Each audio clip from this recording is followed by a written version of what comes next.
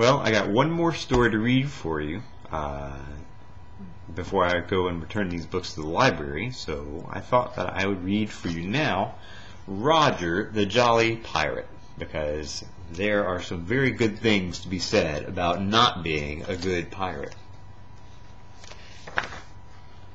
Before anyone had heard of Blackbeard, Long John Silver, or Calico Jack, there was a pirate named Roger.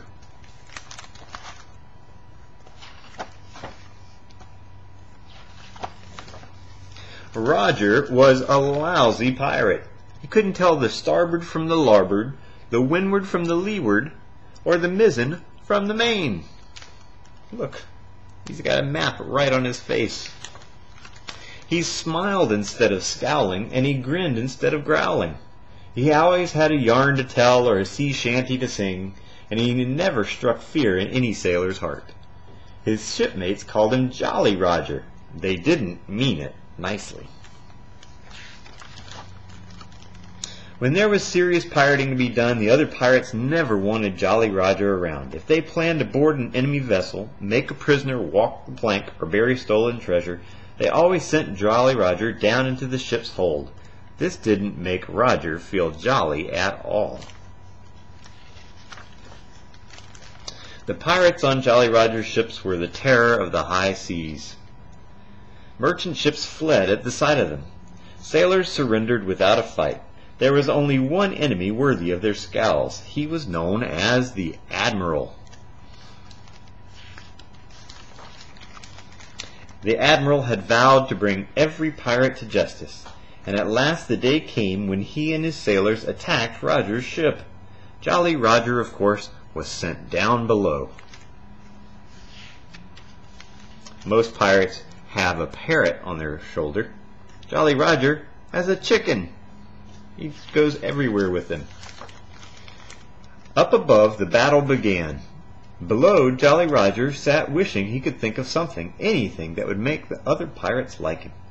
Then he had a wonderful idea. He would bake a cake. In the hold, Jolly Roger spotted something that looked like a big iron pot. He happily dumped everything he could find into the pot and gave it a good stir. Here he's adding some flour and some salt pork and some fish. And there's a little rum and some figs. And he's stirring it all together. That does not sound like a very tasty cake to Papa. Blech. On deck, the cannons boomed and blazed. The pirates bravely fought the Admiral's men from port to starboard, from stem to stern. But the pirates were outnumbered. As the pirate captain watched the Admiral stride across the deck with his sword held high, he could see that all was lost. He prepared to surrender. In the dim light of the hold, Jolly Roger found a wick attached to the pot he had chosen, struck a match, and sat back to wait for his cake to bake. He didn't expect what happened next.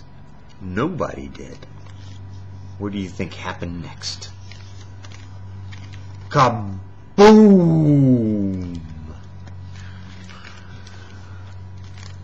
Jolly Roger was blown straight through the deck and right into the middle of the battle. He was covered in flour. He was spotted with soot. And he was shrieking in terror. What happened? The Admiral's men had never seen anything like it. A ghost, yelped one. A skeleton, screamed another. The Admiral himself gave the order. Abandon ship. See, they're all jumping out of the ship. Jolly Roger was sorry about his cake. He tried to explain, but no one would listen. They were too busy cheering. Jolly Roger still couldn't tell the starboard from the larboard, the windward from the leeward, or the mizzen from the main. But his shipmates didn't care. In fact, they made a special flag in his honor. Soon the other pirates began flying the flag. It struck fear in the hearts of sailors across the 7 seas. They called it the Jolly Roger. And that's why it looks like he's covered in soot and flour. Now you know where that flag came from. And every time you walk down to the park at the end of the street and you see that flag, you'll know why it looks like a pirate covered in flour and soot. Love you guys. Hope you enjoy these stories. I'll see you soon.